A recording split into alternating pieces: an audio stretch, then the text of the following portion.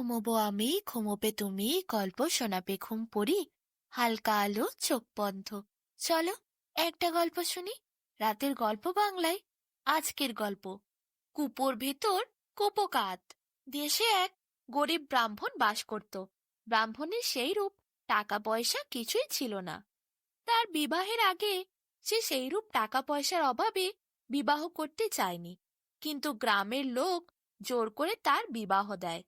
ফলে তার বউয়ের সাথে খিটখাট এখন লেগেই থাকে। সে তো ভিক্ষে করে দিন কাটায়, পয়সা সেরকম রোজগার করতে পারে না। সেই নিয়ে রোজ বউয়ের সাথে অশান্তি। তার বউও থাকতে চায় না, রোজ তার সংসারে ঝামেলা। ব্রাহ্মণকে সারাদিন হাজারো কথা শোনায় সে। একদিন ব্রাহ্মণ ভিক্ষা করতে গিয়ে একটি গাছের তলায় চুপচাপ বসেছিল।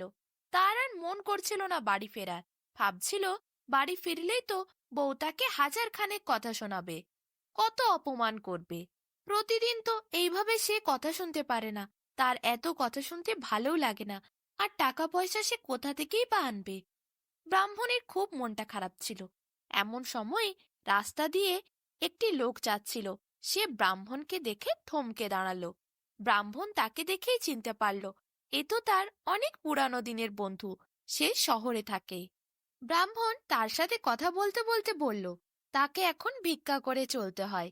এইভাবেই তার দিন যায়। যা পায় তাতেই তার সংসার চলে। কি করবে, খুবই কষ্টে তার দিন কাটছে। তার বন্ধু যে শহরে থাকে, সে ব্রাহ্মণকে বলল, উত্তর পূর্ব দিকে একটি গ্রাম আছে। সেই গ্রামে সব বড় লোকেরা থাকে, সব ধনীদের বাড়ি। সেইখানে গিয়ে যদি সে ভিক্ষা করতে পারে, তাহলে সে বেশ ভালো জিনিসপত্র পাবে। ব্রাহ্মণ শুনে খুবই খুশি হলো, বন্ধুকে ধন্যবাদ জানালো। কথাবার্তা সেরে বন্ধুটি বাড়ি ফিরে গেল। এদিকে ব্রাহ্মণ, তার মন ভীষণ খারাপ ছিল। বাড়ি আসতে ইচ্ছেই করছিল না, কিন্তু বন্ধুর সাথে কথা বলার পর একটু আশা পেল সে। তাই সে বাড়ি চলে এলো। পরের দিন সকাল সকাল সে ঠিক করলো, সেই ধনীদের গ্রামে সে ভিক্ষা করতে যাবে। তাই সে তাড়াতাড়ি রওনা দিয়ে দিল। দেখতে দেখতে হাঁটতে হাঁটতে সেই গ্রামে গিয়ে পৌঁছলো ব্রাহ্মণ। প্রথম দিন ব্রাহ্মণ সেই গ্রামে গিয়ে ভিক্ষা করলো। বেশ ভালো টাকা পয়সা পেল। তারপর সে বাড়ি এসে বউকে সব দিল। বউ তার কাছে এত টাকা পয়সা দেখে খুবই খুশি হলো। সে খুব ভালো করেই ব্রাহ্মণকে রান্না করে সেদিন খেতে দিল। পরের দিন ব্রাহ্মণ আবার খুশি মনে ভিক্ষা করতে গেল। কিন্তু দ্বিতীয় দিন যখন সেই বাড়িগুলোর সামনে ধনীদের কাছে ব্রাহ্মণ ভিক্ষা চাইল, তারা আর ভিক্ষা দিল না। তারা সবাই বলল, কালই তো ভিক্ষা দিয়েছি, 3 দিন আমরা ধনী হলেও তোমাকে ভিক্ষা দেব না। ব্রাহ্মণ হতাশ হয়ে বাড়ি চলে এলো। সে ভাবল, সত্যিই তো, দিন দিন কে ভিক্ষা দেবে? দিন দুদিন মানুষ দিতে পারে, কিন্তু প্রতিদিন তো তাকে পেট চালাতে হবে। এইভাবে ভিক্ষা করে কোনো লাভ নেই। তাকে কোনো কাজ করতে হবে, বিশেষ কোনো কাজ শিখতে হবে, তবেই তার পয়সা কড়ি রোজগার করা সম্ভব। গ্রামের লোকেরা তাকে রোজ ভিক্ষা দেয় না। এদিকে ধনী লোকেরা, যাদের কাছে অনেক পয়সা, তারাও রোজ ভিক্ষা দিতে রাজি নয়। তাহলে আর উপায় কি? রোজগার তাকে করতেই হবে। ব্রাহ্মণের বাড়িতে স্ত্রী ছাড়া তার বৃদ্ধা মা ছিল। মাকে গিয়ে ব্রাহ্মণ বলল, মা গো, আমি আর ভিক্ষা করব না, কোনো একটা কাজ করব ঠিক করেছি। তাই তুমি আমায় আশীর্বাদ করো। আমি শহরে যাব, সেখানে গিয়ে কাজ শিখব, তারপর রোজগার করব। প্রতিদিন ভিক্ষা কেউ দেয় না মা, গরিবরা তো দেয়ও না। আমি ধনীদের গ্রামেও গেছিলাম, তারাও একদিন দেবার পর আর দিল না। আমাকে কাজ শিখতে হবে, আর তবেই আমি রোজগার করতে পারবো। ছেলেরা তো ইচ্ছে দেখে মা আর বাধা দিল না। মা তাকে প্রাণ ভরে আশীর্বাদ করলো, বলল, যা, তুই ভালো করে কাজ শিখে আয় বাবা। ব্রাহ্মণ এরপর তার বউকে ডাকলো। মা আর বউয়ের হাতে ধনীদের কাছে পাওয়া সমস্ত টাকা পয়সা জিনিসপত্র উজাড় করে দিয়ে বলল, তোমরা যদিন থাকবে এই টাকা পয়সাতেই দিন কাটাবে। আমি চেষ্টা করব তার মধ্যে ফিরে আসার। তবে হ্যাঁ, যতদিন না আমি অর্থ সঞ্চয় করতে পারবো, ততদিন কিন্তু আমি গৃহে ফিরব না। তার আগে যদি আমি সঞ্চয় করে ফেলতে পারি, তবেই আমি ফিরব। তার মধ্যে যদি তোমাদের এই টাকা পয়সাতে দিন চলে, তাহলে ভালো, না হলে তোমাদেরকে অন্য ব্যবস্থা করতে হবে। আমি কিন্তু অর্থ সঞ্চয় সম্পূর্ণ না করে কিছুতেই ফিরব না। ব্রাহ্মণ এরপর আর সেই বাড়িতে রইল না। পরের দিন সকালেই সে রওনা দিল কাজের উদ্দেশ্যে। ব্রাহ্মণের বাড়ির পাশে একটি বেল গাছ ছিল।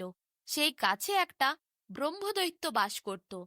যেদিন সকালবেলা ব্রাহ্মণ কাজে যাওয়ার জন্য গমন করছিল, সেদিন সন্ধ্যার সময় সেই ভূত ব্রাহ্মণের বেশ ধরে বাড়ির ভেতরে প্রবেশ করল। ব্রাহ্মণের স্ত্রী ব্রাহ্মণকে দেখে অবাক হয়ে গেল। বলল, হ্যাঁ গা, এত শীঘ্রই ফিরে এলে যে? তুমি যে বলেছিলে শহরে কাজ শিখতে যাবে, তোমার আসতে অনেক দেরি হবে, তুমি এত তাড়াতাড়ি আসলে যে? ব্রাহ্মণ বেশি ব্রহ্মদৈত্য তখন বলল, আজ দিন ভালো নয়, তাই ফিরে আসলাম। তবে হ্যাঁ, আমি খালি হাতে ফিরে আসিনি, কিছু টাকা পয়সা এনেছি, দাঁড়াও তোমায় দিচ্ছি। ব্রাহ্মণ বেশি ব্রহ্মদৈত্য কিছু টাকা পয়সা তার কাছে একটি থলি ছিল, সেটির থেকে বার করে ব্রাহ্মণের মায়ের এবং বউয়ের হাতে দিয়ে দিল। সবাই অর্থ পাওয়ার পর এতই আনন্দিত ছিল, কেউ আর ওই ব্রাহ্মণ বেশি ব্রহ্মদৈত্যকে সন্দেহ করল না। সে যে আসল ব্রাহ্মণ নয়, সে যে ব্রাহ্মণের বেশ ধারণ করে এসেছে, সেটা কেউ বুঝতেই পারল না। এদিকে সে ব্রাহ্মণ বেশি ব্রহ্মদৈত্য এরপর আনন্দে ব্রাহ্মণের ঘরের ভেতর প্রবেশ করল, ব্রাহ্মণের কক্ষে গিয়ে বিছানার ওপর শুয়ে পড়ল। দেখতে দেখতে বেশ কিছুদিন পার হলো। সে ব্রাহ্মণের বেশ ধরে ব্রাহ্মণের বাড়িতেই থাকতে শুরু করেছিল। সে এত ভালো করেই ব্রাহ্মণের বেশ ধরে ব্রাহ্মণের মতো আচার ব্যবহার করে থাকছিল, প্রতিবেশী গণেরাও কোনো প্রকার সন্দেহ করতে পারেনি। এদিকে ওই আসল ব্রাহ্মণ যে শহরে পৌঁছে গেছিল, সে শহরে গিয়ে ভালো করে পড়াশোনা শিখে বিদ্যা অর্জন করলো। তারপর বিশেষ কাজ শিখল। সেখানে সে দক্ষতা অর্জন করে প্রচুর টাকা উপার্জন করলো। অবশেষে প্রচুর টাকা সঞ্চয় করা হয়ে গেল তার। তার সময় হলো বাড়ি ফিরে আসার।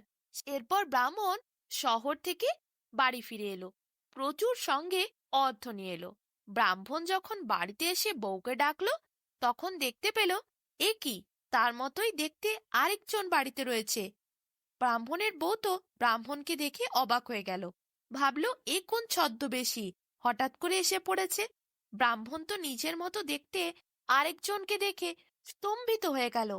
এদিকে ব্রাহ্মণ বেশি ব্রহ্মদৈত্য, সেও হঠাৎ করে ব্রাহ্মণকে আসতে দেখে অবাক।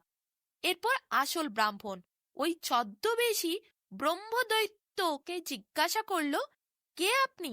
এখানে কি করছেন? আমার মতো দেখতে আপনি আমার মতো দেখতে হয়ে ছদ্মবেশ ধারণ করে আমার বাড়িতে কেন এসেছেন? ছদ্মবেশী ব্রহ্মদৈত্য তখন রেগে গেল আর ব্রাহ্মণকে বলল, দূর হয়েছে আমার বাড়ির থেকে, আমি এই বাড়ির কর্তা, আমার অনুমতি না নিয়ে এই বাড়ির ভেতরে প্রবেশ করার চেষ্টাও করবি না, এটা আমার বাড়ি। ব্রাহ্মণ তখন বলল, কে রে তুই ছদ্মবেশী? আমার মতো রূপ ধারণ করে আমার বাড়িতে এসেছিস, আবার আমাকে বাড়িতে ঢোকার থেকে নিষেধ করছিস? তোর এত বড় সাহস! ব্রহ্মদৈত্যের সাথে ব্রাহ্মণের ভীষণ ঝগড়া শুরু হলো। এদিকে ব্রাহ্মণের মা ও স্ত্রী দুজনেই তো ব্রাহ্মণের দুইটি রূপ দেখে অবাক। দুইটি ব্যক্তি একদম একই রকম দেখতে, ব্রাহ্মণ আর ছদ্মবেশী ব্রহ্মদৈত্য, দুজনকার চেহারা একদম একই, মুখও একই। আসল ব্রাহ্মণ কে কেউই বুঝে উঠতে পারছিল না। পাড়া প্রতিবেশীগণ সকলেই ছুটে এলো, কিন্তু সকলেই দেখলো দুজনের আকৃতি, দুজনের চেহারা, দুজনের মুখ সব এক। কোনোভাবেই খুঁজে বার করা সম্ভব নয় কে আসল ব্রাহ্মণ। শেষে গ্রামবাসীরা বলল, এই সমস্যার সমাধান শুধুমাত্র রাজামশাই করতে পারে। রাজামশাই নিকটে গিয়ে তারা নালিশ করল। রাজা তখন তাদের কথা শুনে সত্যি আশ্চর্য হলো, এ কি, দুজন একই রকম দেখতে তো হতে পারে না, কেউ তো একজন আসল হবে আর কেউ নকল। পরের দিনে দুজনকেই আসার জন্য আদেশ দিলেন রাজা। রাজবাড়িতে নির্দিষ্ট সময় পৌঁছতে হবে। সেদিন ব্রাহ্মণের মন খুবই দুঃখে ভরা ছিল। তার বাড়ি, তার মা, তার বউ, কেউই তাকে আর চিনতে পারছে না। আসল ব্রাহ্মণ যে সে কেউই বুঝতে পারছে না। মনের দুঃখে কাঁদতে কাঁদতে সে একটা মাঠের ওপর দিয়ে যাচ্ছিল রাজার বাড়ি যাওয়ার জন্য। মাঠের ওপরে একটা প্রকাণ্ড বৃক্ষ ছিল। ব্রাহ্মণের খুব রোদ লাগছিল বলে রোদের জন্য একটু সে ভাবল ছায়ার তলায় বসে জুড়িয়ে নেবে, কারণ অনেকটা পথ যেতে হবে, তারপর তো রাজার বাড়ি। সেই প্রকাণ্ড বৃক্ষের তলে আরো কিছু বখাটে ছেলে, কেউ রাজা, কেউ মন্ত্রী, কেউ কোটাল, এইসব বলে বলে রাজা রাজা খেলছিল। ছেলেগুলো ব্রাহ্মণকে কাঁদতে দেখে জিজ্ঞাসা করলো, ঠাকুর, তুমি কাঁদছো কেন? আমাদের রাজা তোমায় ডাকছে। ব্রাহ্মণ বলল, রাজা ডাকছে? রাজার সাথেই তো আমি দেখা করতে যাচ্ছি। ছেলেগুলো আবার বলল, রাজা ডাকছে, তোমাদের রাজা নয়, আমাদের রাজা। ব্রাহ্মণের পর ছেলেগুলোর কথা ভালো করে বুঝতে পারল, দেশের রাজার কথা তারা বলছে না, তারা যে রাজা রাজা খেলাটা খেলছে, সেখানে যে রাজা, তার কাছে যেতে বলছে ব্রাহ্মণকে। ব্রাহ্মণ সেই ছেলেটির কাছে গেল। যে রাজা সেজেছিল সে কিন্তু বাকি বকাটে ছেলেগুলোর মতো ছিল না, সে ছিল সব থেকে চতুর ছেলে। সে ব্রাহ্মণকে দেখে বলল, তুমি কাঁদছো কেন? ব্রাহ্মণ তাকে সমস্ত সমস্যার কথা খুলে বলল। সে সমস্ত ব্যাপারটা বোঝার পর ব্রাহ্মণকে বলল, ঠাকুর, তুমি রাজার নিকটে গিয়ে যদি অনুমতি আনতে পারো, তবে আমি এই সমস্যার সমাধান করতে পারি। ব্রাহ্মণ ছেলেটির কথা শুনে একটু আশা পেল। সে তো রাজার সাথে দেখা করার জন্যই যাচ্ছিল। তাড়াতাড়ি সে রাজার কাছে পৌঁছে গেল। ওই ছদ্মবেশী ব্রহ্মদৈত্য আসার আগেই সে রাজাকে গিয়ে বলল, রাজা মশাই, আমার কাছে এই সমস্যা সমাধানের একটা উপায় আছে। আমাকে এক যুবক সাহায্য করবে বলেছে। সে এই সমস্যার মীমাংসা করতে পারে। তার কাছে ভীষণ বুদ্ধি আছে। সে তার বুদ্ধি দিয়ে সত্য প্রমাণ করতে পারবে। কে আসল ব্রাহ্মণ সেটা সে নাকি বার করে দিতে পারবে। রাজা ব্রাহ্মণের কথা শুনে বলল, হ্যাঁ, তাই নাকি? তাহলে যাও, ডাকো সেই যুবককে, নিয়ে এসো রাজবাড়িতে। ব্রাহ্মণ তাড়াতাড়ি গেল, যুবকটিকে ডেকে নিয়ে এলো। এরপর বিচার সভা আরম্ভ হলো। ছদ্মবেশী ব্রহ্মদৈত্য সেখানে গিয়ে উপস্থিত হলো। চতুর ছেলেটি সেখানেই দাঁড়িয়েছিল। ব্রাহ্মণ এবং ব্রহ্মদৈত্য দুজনেই দুজনের কথা রাজার সামনে খুলে বলল। এমন সময় হঠাৎ করে সেই যুবক, যে খুব চতুর ছিল, যে ব্রাহ্মণকে বলেছিল এই সমস্যার মীমাংসা সে করবে, সে সেখানে চুপ করে দাঁড়িয়ে থাকতে থাকতে হঠাৎ করে একটি কুপো দেখিয়ে ব্রাহ্মণের দিকে গেল আর বলল, আমি তোমাদের দুজনেরই কথা শুনেছি, আর তারপরে আমি স্থির করেছি তোমাদের মধ্যে যে ব্যক্তি এই কূপোর মধ্যে প্রবেশ করতে পারবে সেই হবে প্রকৃত ব্রাহ্মণ। ব্রাহ্মণের চোখে চোখ রেখে সেই ছেলেটি বলল, তুমি কি কূপোর মধ্যে প্রবেশ করতে পারবে? ছদ্মবেশী ব্রহ্মদৈত্য সেই সময় কোনো কিছু বুঝে ওঠার আগেই হঠাৎ করে বলে উঠল, আমি পারবো। আর কয়েক মুহূর্তের মধ্যেই সে হাওয়ার মতো হয়ে কূপোর মধ্যে প্রবেশ করে গেল, সবাইকে প্রমাণ করে দেখানোর জন্য যে সেই হচ্ছে আসল ব্রাহ্মণ। ব্যাস, এরপর আর কি, সবার চোখের সামনে স্পষ্ট হয়ে গেল কে আসল ব্রাহ্মণ। ব্রহ্মদৈত্য তারপর বেরিয়ে আসার চেষ্টা করলেও ছেলেটি পথ বন্ধ করে দিল। কূপর থেকে আর কিছুতেই বেরিয়ে আসতে পারল না। ওই ছদ্মবেশী ব্রহ্মদৈত্য রাজার সামনে প্রমাণ হয়ে গেল আসল ব্রাহ্মণ কে। ছেলেটি এরপর রাজা এবং ব্রাহ্মণের সামনে বলল, ওইটা একটা দুষ্ট ব্রহ্মদৈত্য ছিল, যে ছদ্মবেশে ব্রাহ্মণের বাড়িতে প্রবেশ করেছিল। আজ আমি তাকে বন্দী করেছি। এরপর আর কোনোদিনই সে ছদ্মবেশে ব্রাহ্মণের বাড়িতে যেতে পারবে না। ছেলেটির তীক্ষ্ণ বুদ্ধি দেখে রাজা খুবই প্রশংসা করলেন। ব্রাহ্মণের এত বড় সমস্যার সমাধান কি সুন্দর বুদ্ধি দিয়ে ছেলেটি করে দেখালো। ব্রাহ্মণ তাকে জড়িয়ে ধরে অসংখ্য ধন্যবাদ জানালো, হাউ হাউ করে কেঁদে উঠল। ব্রাহ্মণকে অনেক শান্তি এবং শক্তি দিল ছেলেটি। ব্রাহ্মণের পর আনন্দে বাড়ি ফিরে গেল, তার বউয়ের কাছে এবং মায়ের কাছে। ব্রাহ্মণের মা তার আসল ছেলেকে পেয়ে খুব খুশি হলো, ছেলেকে ধরে অনেক আদর করলো। ব্রাহ্মণের বউয়েরও মনে আর আনন্দ ধরছিল না। ব্রাহ্মণও তার বাড়ি ঘর, মা বউকে ফিরে পেয়ে খুব খুশি হলো। এদিকে রাজামশাই চতুর ছেলেটির তীক্ষ্ণ বুদ্ধির জন্য তাকে বিশেষ পুরস্কারে পুরস্কৃত করলো। ছেলেটিও খুব খুশি হলো পুরস্কার পেয়ে। এরপর আর ব্রাহ্মণের জীবনে কোনো সমস্যা হয়নি।